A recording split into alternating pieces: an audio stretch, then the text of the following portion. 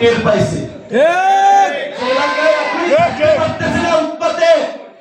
আমি টের পাইছি এলাকায় আইসা। আমি বলছি যে ঢাকায় যাইয়া কয়েকবার ইউনূস ডক্টর ইউনূসের সামনে জোরালো ভাবে নির্বাচনের পক্ষে যে বক্তব্য দিয়েছিলাম, এইবার ইউনূস সাহেবের সামনে আগামীকালকে থেকে জাতীয় ঐক্যমত্যের মিটিং হচ্ছে।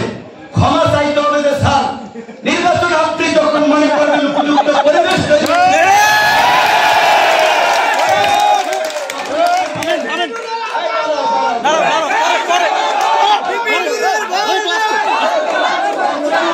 যখন মনে করবে এবং বলবে লেভেল প্লেইং ফিল্ড তৈরি হয়েছে, সবাই নির্বিঘ্নে সভা সমাবেশ করতে পারবে, এলাকায় থাকতে পারবে, হুমকি ধামকি থাকবে না, রাজনৈতিক এই আগেকার সেই আধিপত্য বিস্তারের সংস্কৃতির পরিবর্তন হবে, তখনই নির্বাচনের রোডম্যাপ দিতে হবে।